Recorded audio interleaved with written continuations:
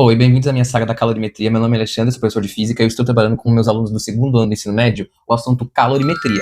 E aí eu inventei de fazer aqui 4 vídeos sobre isso. Atenção, esse é um vídeo longo que na verdade não é longo porque ele resume uma matéria que eu dei aula em 4 ou 5 aulas de 45 minutos em um vídeo de 15 minutos. Então vamos lá.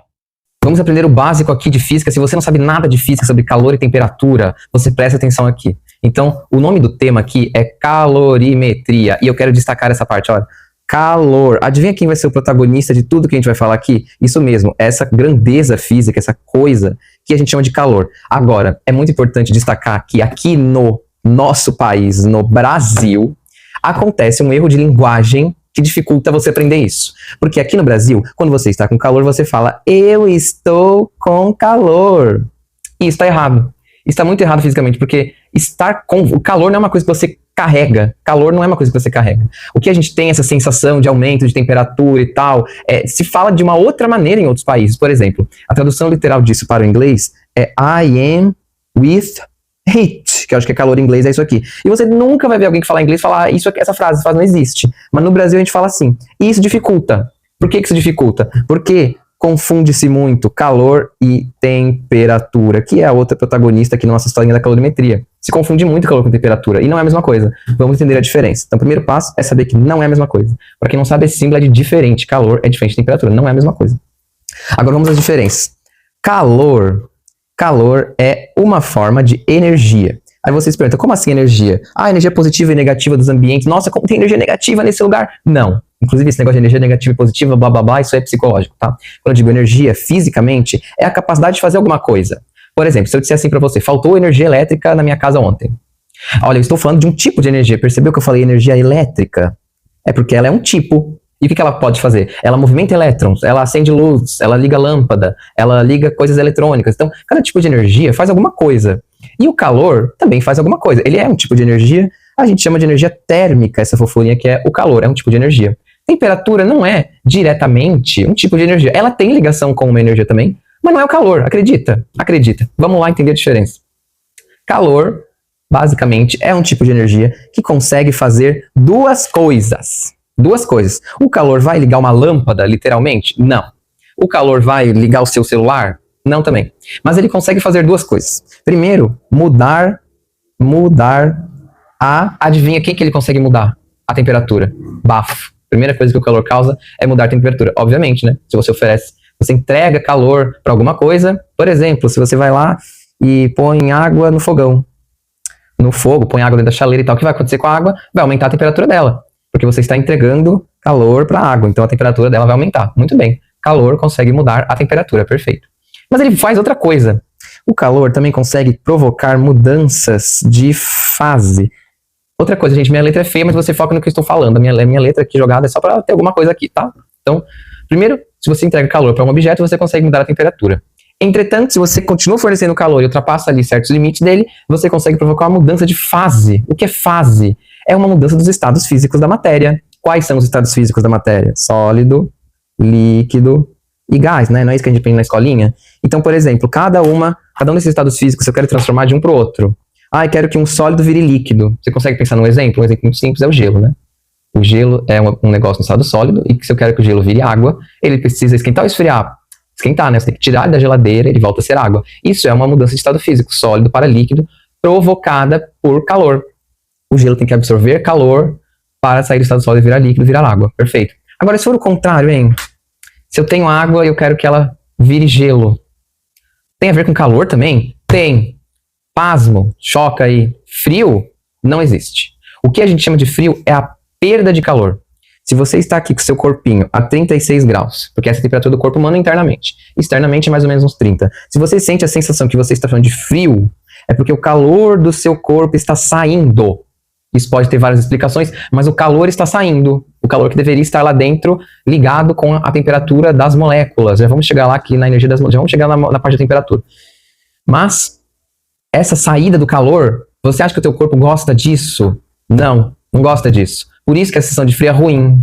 Porque o teu corpo está dizendo, opa, você está perdendo calor. Não é bom perder calor, não é bom diminuir a temperatura corporal. Portanto, essa sensação é ruim, e aí é o frio. Não existe frio entrar, não existe entrar frio, ganhar frio, não existe isso. Existe ganhar calor ou perder calor. Perder calor a gente chama de frio, tá entendendo? Enfim, para um líquido virar sólido, para a água congelar, ela tem que diminuir a temperatura. Para quem não sabe, inclusive, ela congela no zero.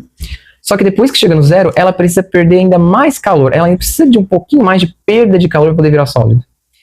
Enfim, tudo isso para dizer que mudanças de fase também são provocadas por calor. Ganhar calor pode transformar. Perder calor pode transformar. Opa, e tem daqui também para cá, né? Líquido para gás, por exemplo, água evaporando. Gás para líquido, por exemplo, o vapor voltando a ser água. O que acontece muito quando você está cozinhando? Sabe o vapor quando sobe na tampa da panela, se abre e sai água da tampa? É porque o vapor subiu e condensou na tampa. O nome dessa transformação de gás para líquido é condensação.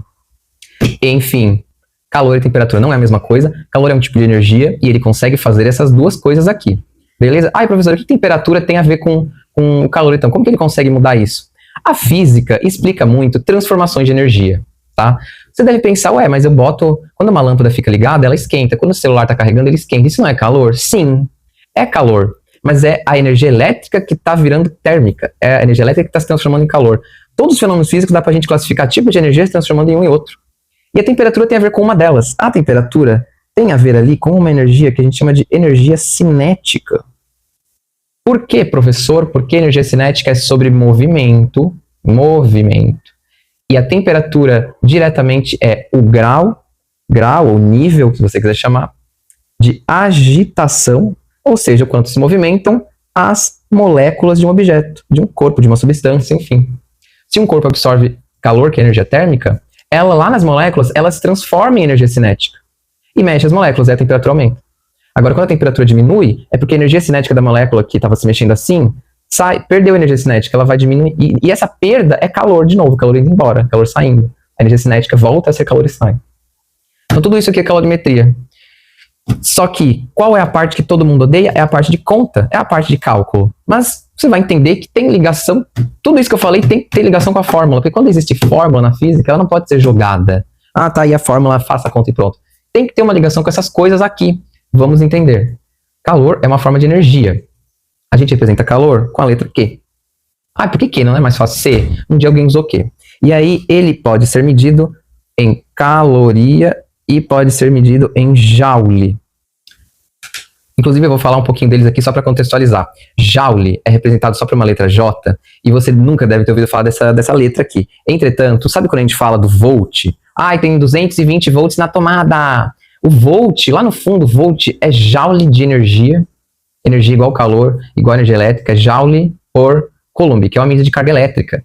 Então lá o que você conhece como volt, tem lá o joule, tá? Outra coisa que você conhece, por exemplo, provavelmente é o watt, sabe? Ah, o liquidificador tem 1000 watts de potência. No fundo, sabia que o watt é joule, ó, energia de novo, elétrica, calor, enfim, só que é por segundo, que tem a ver com o tempo. O watt tem a ver com o tempo, que o negócio demora para transferir energia, quanto ele gasta, rende potência. Enfim, isso é assunto para outra aula. Mas só para te dizer que joule é uma medida de calor e tá lá em coisas que você já deve ter ouvido falar como volt e watt, embora joule você provavelmente não ouviu falar. Caloria, você fica, uai, caloria não tem a ver com engordar ou emagrecer? Caloria da comida? Tem. Se você pegar um rótulo de comida que fala caloria, não sei quantas calorias tem aqui, você vai ver isso aqui escrito, ó, valor energético. Exatamente. Vai estar escrito isso antes da informação de quantas calorias tem no alimento. Então, ó, energético. Como assim energia? Exatamente. A quantidade de calorias que o alimento te fornece é a quantidade de energia que ele fornece para o seu corpo, tá? Não é peso diretamente. Ah, mas por que com muita caloria engorda? É porque o nosso corpo usa uma certa quantidade de caloria para sobreviver, tá? Eu vou dar um exemplo. Imagina que o meu corpo usa 2.000 calorias para sobreviver. E aí, em um certo dia, eu comi 1.500. Ele precisa de 2.000 para sobreviver. Quando eu digo sobreviver, é energia para respirar, andar, falar, bater o sangue, manter a temperatura corporal, é o básico, tá? Energia para viver. Então, se eu gastei isso, se eu comi isso aqui, ele usou isso, de onde que ele vai tirar o resto que faltou? Vai tirar das reservas. Como assim reserva? Que reservas são essas? Ah, se eu comi 2.500 naquele dia, ele usou 2.000. Esse 500 que sobrou, tu acha que o teu corpo vai jogar fora? Não, ele guarda. Esse guardar é na célula de gordura, ela que guarda. Por isso que muita caloria engorda, porque é energia acumulada, entendeu? E por isso que a única maneira de gastar ela é cansando, fazendo exercício, e pensando, e blá blá blá. Todo mundo já sabe o resto. É sobre isso. Então, essas são as medidas de calor. Repare que eu não falei as medidas de temperatura. Qual a medida clássica de temperatura? Se eu te disser agora, está 20 graus. 20 graus o quê? Graus Celsius, que é uma medida de temperatura usada aqui no Brasil diariamente por todo mundo. Só que também existe Kelvin e graus Fahrenheit aí, que são usados em outros contextos, tá? Então aqui a primeira diferença de caloria, outra diferença, né, de calor com temperatura. Calor usa medida de energia, porque ele é uma medida de energia diretamente. Temperatura não, tem as próprias medidas dela, que não são as de energia igual ao calor. É a medida do grau de agitação das moléculas. Beleza, e por que isso é importante? Porque, olha só, existe o calor para mudar a temperatura. E existe uma outra medida, que é o calor para mudar de fase. Mudar o estado físico das coisas, não é? É por isso que existem duas medidas fisicamente conhecidas de calor. Uma se chama específico. O calor específico. Que pode ser chamado, inclusive às vezes eu prefiro, de calor sensível. Tá no mesmo. Os dois nomes aparecem aí quando você pesquisa disso, tá? E existe o calor latente. As duas são medidas de energia. Só que, qual a diferença delas? Essa aqui. O calor sensível é a medida para mudar a temperatura de alguma coisa. Por isso que, numa fórmula, ele aparece como Q de calor, e aqui do lado vai ter um igual, e daqui do lado no canto vai ter um ΔT. O que é o ΔT? Significa variação, mudança, enfim, diferença de temperatura. Porque se um corpo absorve esse tipo de calor aqui, vai mudar a temperatura. Ó, calor, mudança de temperatura, entendeu? Agora esse aqui também começa com Q a fórmula, só que não tem mais temperatura. Não vai mais ter mais ΔT. Não vai ter ΔT mais. Eu já vou botar o que vai ter, mas não vai ter mais ΔT. Por quê? Porque esse não é mais sobre mudar a temperatura. Durante uma mudança de fase, uma transformação da matéria de estado físico, a temperatura não mexe mais, não muda mais. A única coisa que acontece é a molécula saindo de lugar, encaixando, quebrando, enfim, para acontecer a transformação de sólido para líquido, líquido para gás, ou enfim, uma dessas. Mas não tem mais mudança de temperatura. Então é por isso que a outra fórmula não tem mais ΔT. Só que vai ter outras coisas, né? Primeiro, nas duas vai ter um M. Vai ter um M. O que é o M? Massa. A massa do corpo. A massa sim, ó, diferente da caloria que é a energia, a massa sim tem a ver com peso, né? Ou ela é medida em gramas, ou ela é medida em quilogramas aqui. Isso vai ser importante depois. Então nós já temos calor aqui, nós já temos massa e nós já temos ΔT nessa de cima. Falta um ingrediente só, que é uma medida específica de cada material e cada transformação. Como assim? Aqui no específico nós vamos ter uma medidinha chamada C. Quer dizer, o nome dela é calor específico, o nome dela é calor sensível. Ela é meio que a dona disso aqui tudo, tá? Ela é uma propriedade de cada material que indica a quantidade de calor necessária para uma medida de massa mudar uma medida de temperatura. Como assim? Isso aqui pode ser medida em calorias por gramas grau Celsius. Ó, caloria de calor, grama de massa, grau Celsius de temperatura. Quanto de calorias um objeto tem que absorver para aumentar, para uma grama dele aumentar um grau Celsius? É uma indicação, mais ou menos você pode entender que o quanto de calor tem que absorver, muito ou pouco. Por exemplo, o calor sensível do alumínio é 0,22, o da água é 1. É quando está nessas medidas, né? Isso significa que o alumínio, com essa energia aqui, uma grama já aumenta um grau. Então, tipo, se a gente multiplicar isso por 5, dá 1,10.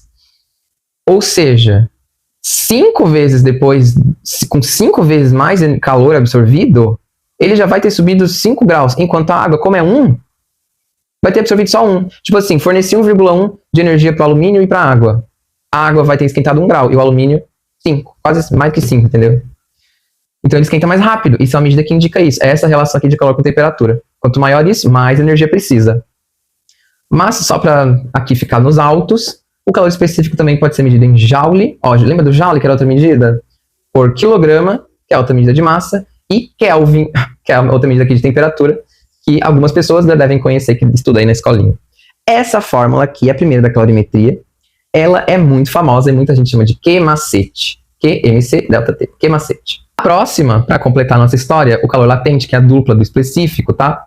Q de calor, M de massa, só que ao invés de um C, que nem esse, vai ter um L de latente. Só que não tem mais ΔT, é realmente só essa fórmula, tá bom? Então essa dupla aqui é a dupla de fórmulas da calorimetria. QMC ΔT, que é o Q-macete, QM vezes L, que é o Q-mole. Então é o Q-macete e o Q-mole, são as duplinhas, são a nossa duplinha aqui de fórmula. Então, só para completar também a parte técnica, o calor latente é medido em caloria por gramas ou joule por quilograma. Não tem mais ΔT, não tem mais grau Celsius, nada. Porque durante a transformação de fase, não muda mais a temperatura das coisas. Tá bom? E o L, novamente, assim como eu falei que o da água é 1, o da alumínio é 0,22 para esse, o L também. Cada material tem 1, cada transformação tem 1. Então você vai ver, o calor latente para o gelo derreter é 80 cal por grama. O calor latente para a água evaporar é 540 cal por grama. Então, cada material, cada transformação vai ter um valor também. Geralmente isso em exercícios é dado. É isto. Essa foi a parte 1. E aqui está um resumão bem corrido de calorimetria. Beijos.